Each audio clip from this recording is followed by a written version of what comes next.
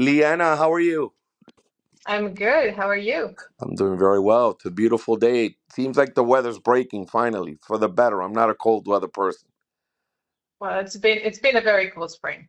Yeah, it has. It has. Very little snow, right? So it's kind of weird. Meaning in winter, it's like all upside down. You never. Yeah, the seasons are changing for the Yeah, unpredictable. yeah. Uh, Liena, let's start. Tell people a little bit about yourself, and I know you started the Brooklyner, and but I don't want to. I want you to tell your story and tell us all a little bit about yourself and what you're currently doing. so I did start Bklyner. That was so like 15, 17 years ago, which was not. It was pretty shortly after I came to America from Latvia, and um, and then most recently I write for the Manhattan Institute. They're New York City focused policy, politics, and newsletter called The Bigger Apple. So Perfect, yes, the Leanna. focus is on the mayor's race and the city. Leanna, but question: Isn't the Manhattan Institute sort of pegged as a conservative think tank? Is that correct, or am I missing something? It is, and Which is by New fine. York standards, by New York standards, it's conservative. Yeah, but which is fine, right? Because I want to talk to everyone and hear different sides and different opinions. Always. I Um, like to think of it as the most pragmatic um, of the institutions that focuses on New York City. Um, Perfect. So, all right. So I saw what you put out. Thank you for sharing that. Let's start with political highlights. What would you say, right, as you were putting this together? What would you say were the highlights of the week in terms of the mayoral race? Or what were the big news? What was the big news?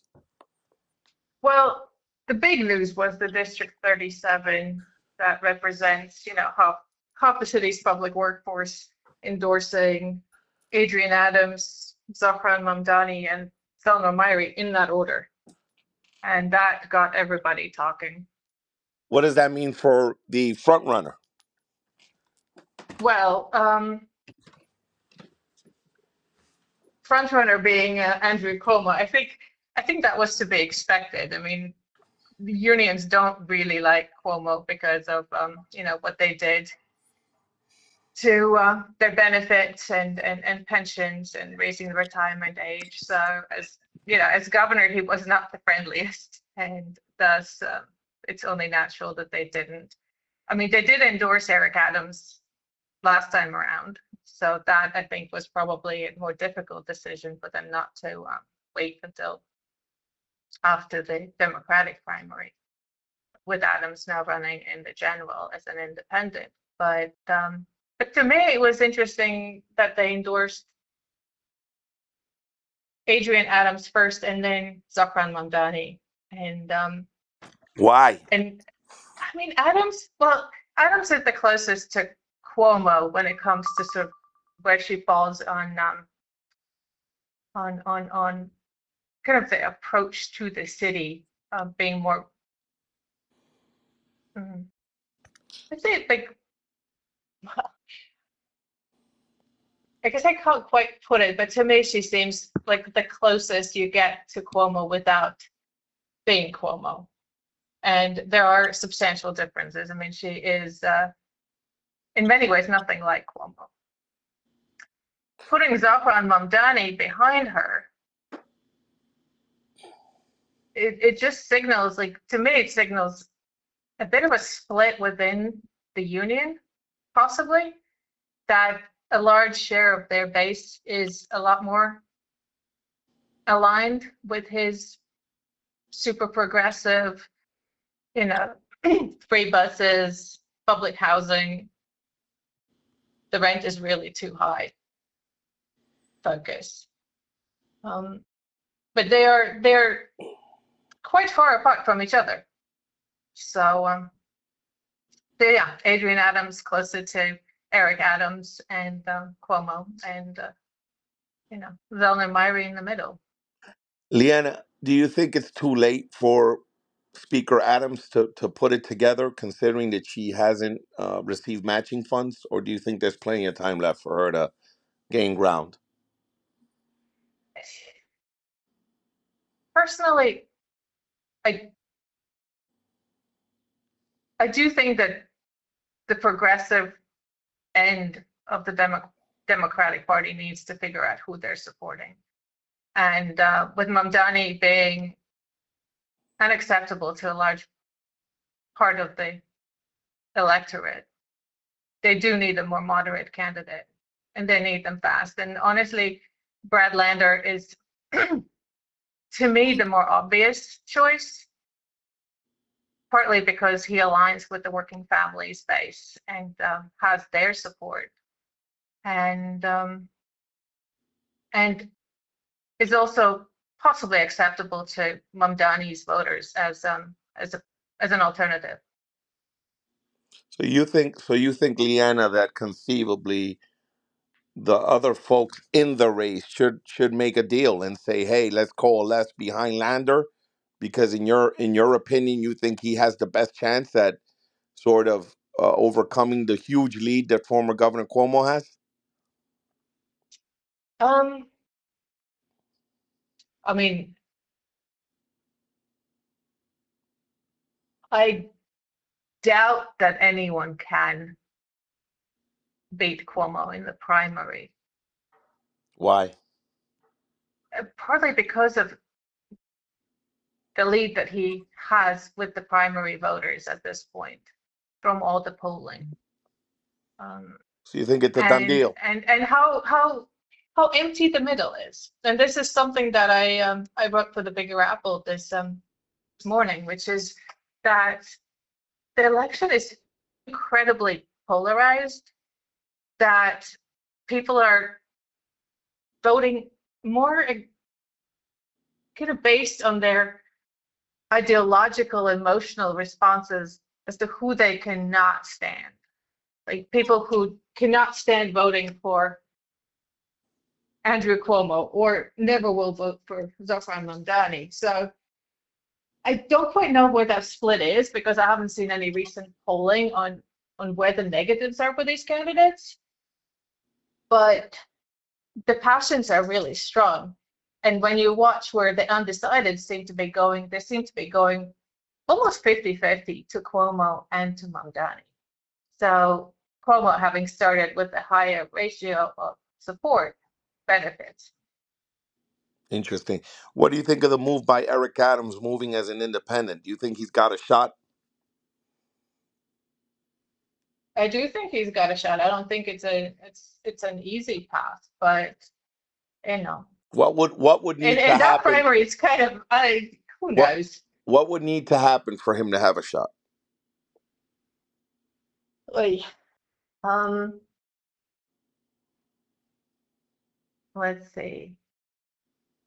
If Well, assuming that Cuomo wins the primary, I think it really depends on um, who gets the working families nomination and how much the votes get splintered among all the candidates. Because Adams, from what I've seen, does have a pretty solid base. That's about, you know, in the polling, he's got about 10% of the vote.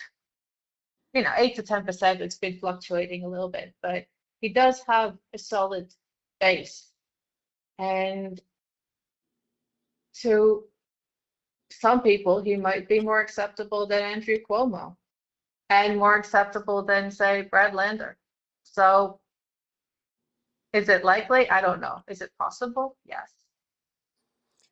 Who do you But think? similarly, is it likely then that Mamdani is going to win? Probably not. Is it possible? Absolutely.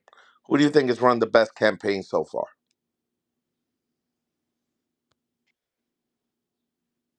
Well, it depends well,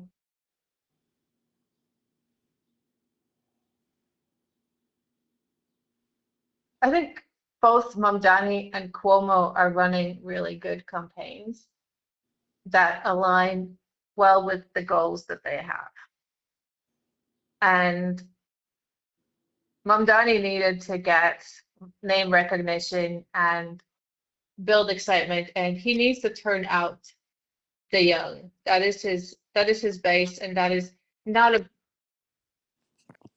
not a segment of voters that turns out in elections, even though that has been changing.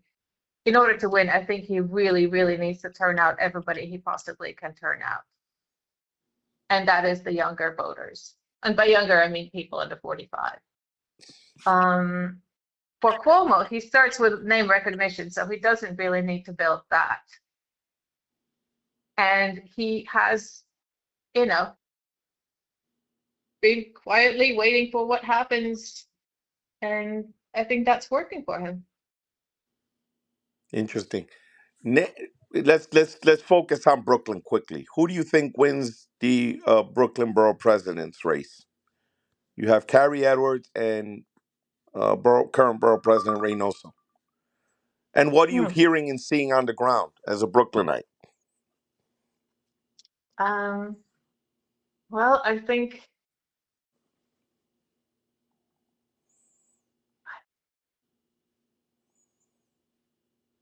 think it will depend on who turns up more. And given how energized the the progressive end of Brooklyn is, and how much more Park Slope and sort of like that waterfront community turns out. I may be wrong, but I do think that um, Antonio, Antonio, So you say Antonio wins. yes, What about the city comptroller's race? Another Brooklynite, Councilmember Justin uh, Brannan. Do you think he wins? Justin. I need you to I, pick handicap. Make a you want prediction. me to pick all the predictions, and that's like the last thing you want to do in races where Yeah, why you not? know. It's nothing wrong with that. Nostradamus. I mean, and then Um, this is just based on what you're seeing, right, on the I ground, don't know. endorsements. Just like you Uh, said, it's Cuomo's race to lose, right? That's a prediction. You say you think it the is. lead is insurmountable. I, I didn't say it's insurmountable. I think it, because anything can happen. There could be some massive scandal. There could be a massive scandal for anybody that completely Yeah, that's okay. But as it stands right destroys their now, campaign, and they're out or they lose. as it Um, as it stands right now, you say it's Cuomo. I think Cuomo is the most likely, Got it. So but I let's. think it's going to be close. What I about do what think about it's going to be what close. about comptroller? Control it. You know, I am also on the New York editorial board, and we've been doing sort of like it's a loose collection of Uh-huh. So veteran you're a ringer, reporters Liena. You're a ringer, Liena, huh? and so we've been interviewing the candidates, Oh, so there and you go. So you have a lot of have um, insight. we have the controllers coming in later. So I don't actually want to speak to the controllers because I'm yet to talk to them, Okay, well, or controller candidates. okay. How about borough president candidates? Have you all talked to them, or is that later?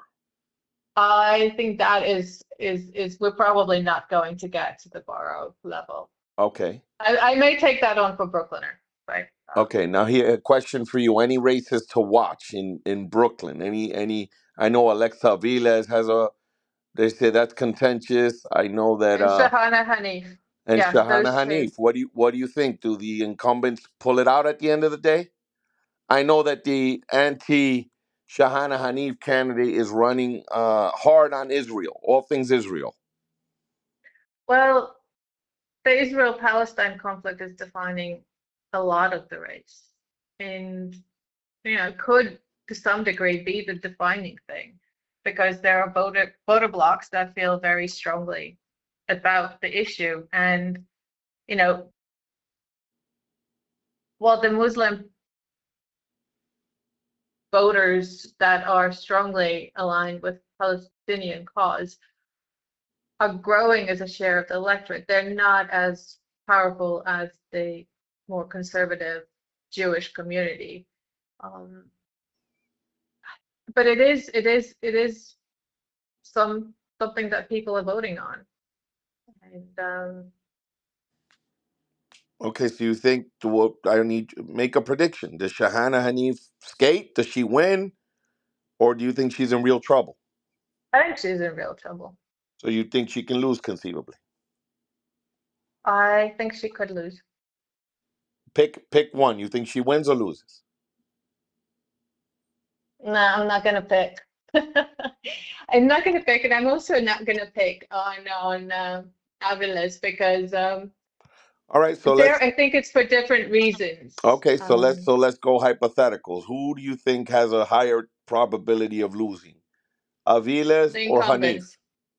Oh, You're saying you're not going to pick. Who do you think, on law of averages, on what all the information you have at this current moment, who has the highest probability of losing? man, you're tough. I was just gonna say that the incumbents are more likely to lose than to Okay, win. so both Aviles and Hanif, if the election were today, lose based on the information you have at this current time. Remember, it's in June, so anything can happen. Yeah, see, like I hate making predictions like that at this point. It's still too early. Okay, but it sounds like you think that they're both in serious I'm trouble. worried about. If I were them, I'd be really worried. Oh, interesting. Now, here's another question pertaining to current Mayor Adams, considering that he has said on multiple occasions that he's never gotten a fair break from the press. And you are the founder of the Brooklyner. He was Brooklyn Borough President.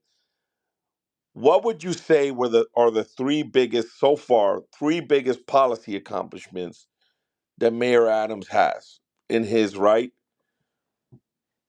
in terms of what he's Um, accomplished in these 4 years? What would you say are the three big wins that if he is a one-term mayor, people will say he accomplished these three things? I mean, by without any doubt, the biggest one is the city of Yes.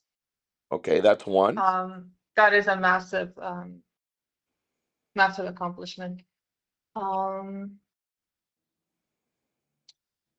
Two, I think that he managed to change the narrative to moderate the the criminal justice movement in order to bring crime down.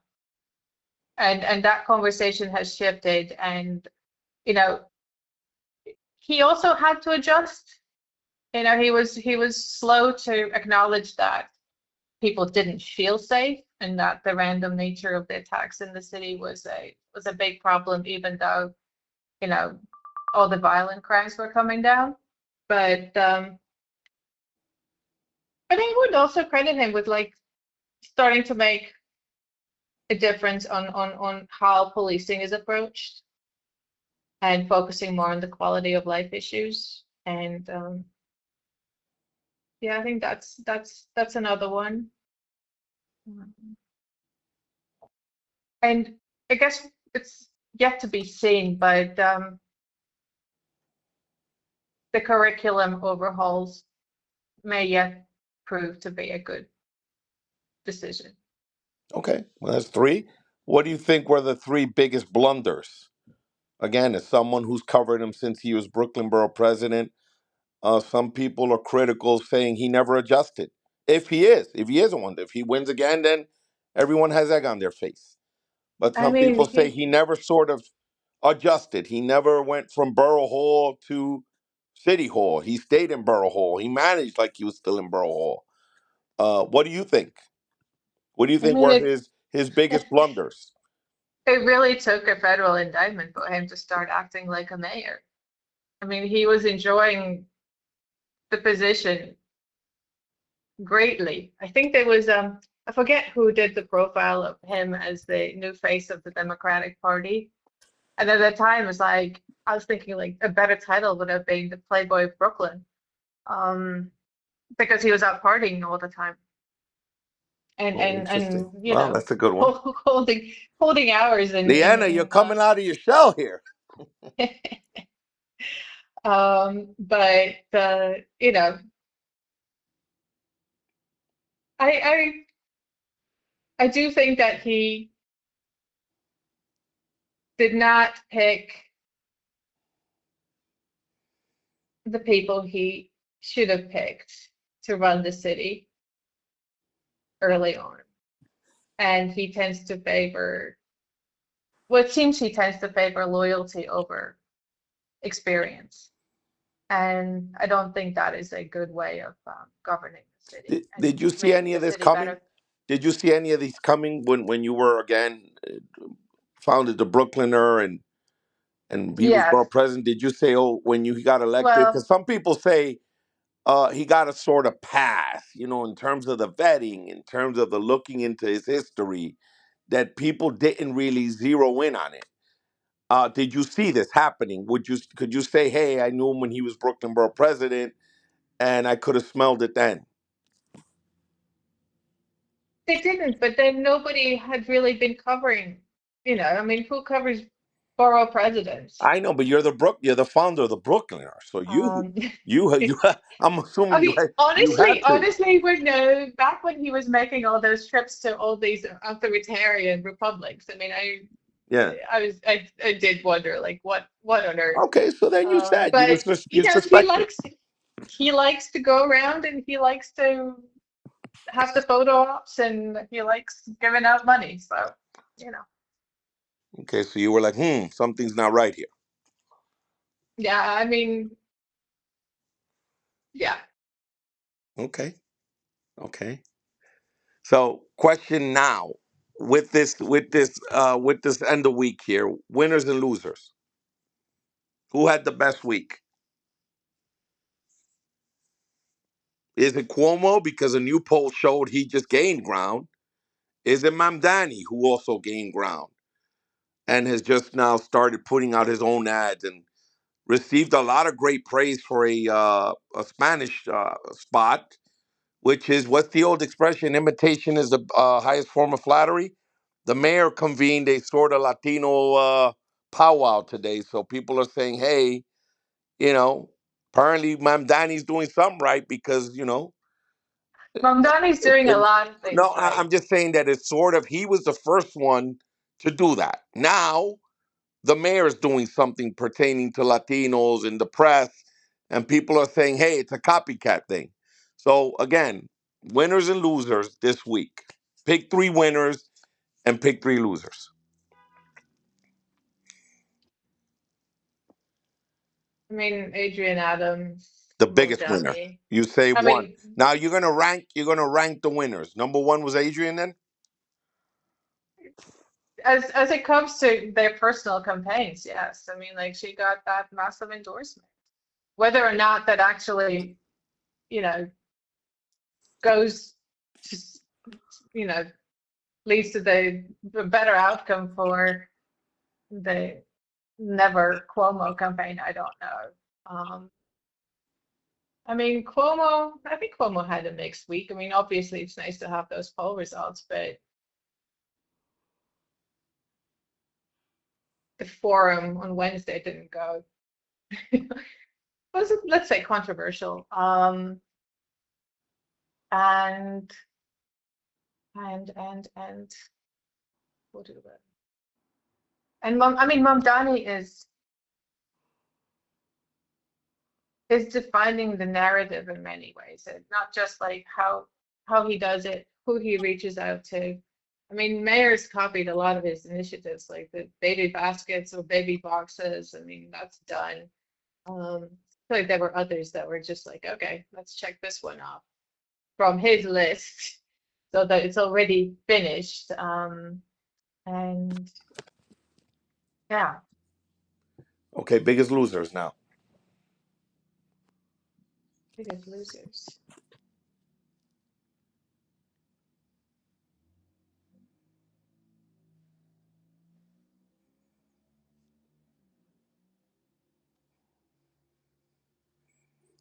I mean, I feel like everybody who didn't break through this week on the All right. Here, news. now here's the other question, and we're gonna wrap this up because we're at the 25-minute mark. If you were to say, if you were advising everyone but Ma'am Danny and Cuomo, who have legitimate bounce, meaning things are looking good, Hmm. if there were three candidates, who would the three candidates be that you would tell, hey, step aside? Who do you think should pack it in? Based on fundraising, based on polling, based on probability?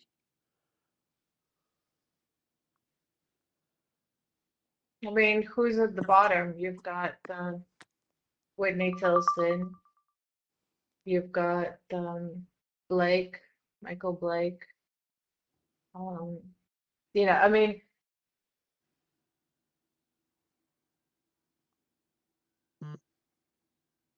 truly, I think that everybody should really, really take a hard look at who is the more moderate candidate that could um, could appeal to the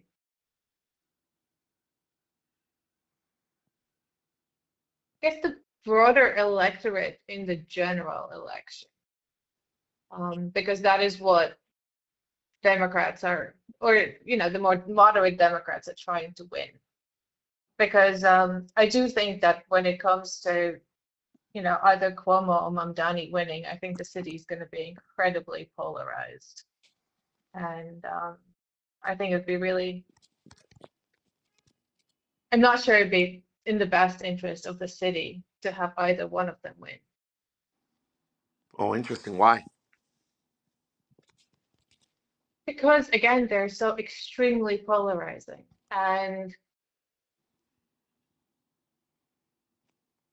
their policies and approaches are so incredibly different. With you know Cuomo essentially saying everything's great, we just need to have a strong hand guide it, and Mamdani saying nothing works, we need structural change, and if we don't do this, the city really can't move forward. um, each one has some truth to it, but I don't know that they can bridge themselves the gap to bring the whole city along, as opposed to just their base. And as you know, when you need to govern, you kind of need to have the buy-in from a lot of people, Interesting. including on the council, so that you can get stuff done. Yeah, that's correct. It's the co-branch of government of the executive when it comes to right the city. Yeah, and both of them come from the state. I mean, that's another interesting element. It's like, neither one really knows how the city operates. Nah, but that's not a. I mean, you have that's the point of getting in a good first deputy, right? True, I mean, come true, on. I don't. true, I don't but think. I don't think it's. I don't think it's an insurmountable curb. I don't think that's no, a it's not. legitimate It's argument. not. I think it's more in the terms of former Governor Cuomo. My humble opinion is just more ego, right? Is he willing to say, "Hey, I was way more powerful as governor"? You are. You're way more powerful as governor than you are as mayor, right? So you have to go hat in hand to Albany and ask somebody from Plattsburgh. No offense to Plattsburgh for something, right? Conceivably, Well, they're at a hearing, they're I at a mean, hearing giving you grief, right? And you're like, oh Lord, we're the economic engine of the state and arguably part the country, and here I am begging, some random person with population too, but these things happen. well, I do think that in order to change, you need to have flexibility, and I think we also need to, give these candidates a bit more grace in terms of like, you know what, people, if people don't change their minds and their positions in response to, new information, I think you certainly don't want someone like that. Yeah, Um, but you should also have integrity, so you know who the person is. got it, And got it. yeah, that's kind of my take Liana, let's wrap this up. Give me anything you want to say or mention that I forgot to ask you. on it. Let's see. Well, I would obviously like everybody to read my newsletters if I you know, but want to tell know people about how to get it. Brooklyn, Tell people Brooklyner. how to get it. For Brooklyner, just go to Brooklyner, which is Bklyner. .com because vowels are expensive. And for the Bigger Apple, just head to the Manhattan Institute and look for the Bigger Apple newsletter, which is comes out every Friday and talks about the intersection of the city's politics and policies, What are you working on? which What are you working on for the upcoming week? I would like, well, in addition to the politics of whatever happens, I would like to look at the city's office buildings and how we're building a city above a city, and not just in office buildings, but also residential high rises where there's meadows and whatnot on the 17th floor of a tower, and you know you wouldn't know that on the ground level where it's just dust and locked up storefronts. So yeah, two cities, Yeah. upstairs, downstairs. And I've always won. I mean, there's obviously that was legislated, right? Commercial. Why am I drawing a blank? Right, the commercial conversions, right, from commercial to residential, and Right. you Well, know, so there's the Manhattan South big rezoning project, yeah. But I which I think think has I lots of potential. it's interesting. It's becoming more and more post COVID world. It's becoming more and more common where that is part of people taking jobs when you're a high skilled worker is do I have remote, right? Do I have a remote option? And it's becoming way more popular. So Yeah. it'll Well, be actually, I think the best future for the city is a deeply mixed use city where you know oh, absolutely. the office isn't all that different from home, and that seems to be the trend in which everything's going. And in some cases, it's actually extremely more efficient, right? Because you don't have to move around. You can go meeting to meeting, and you don't have to commute, right? Sometimes commutes True. in itself eat a whole lot of time that could be better spent doing other things. I Well, mean, there is the whole concept of 15-minute city, but this is all for further engagement. So, yeah, but I like that. I like that conversation. So maybe that's the do over, right? The sort of follow up. But but anyway, when you want to talk about policy rather than politics, I'll I be mean, happy to go back up. I can swim in both ponds, right? I could hold my own. I think. But anyway, Leanne, I appreciate you doing this. Have a great weekend. And again, hopefully this won't be the last time we chat. Well, thank you for having me on. All the best. Talk soon. Bye bye. You too. Bye bye.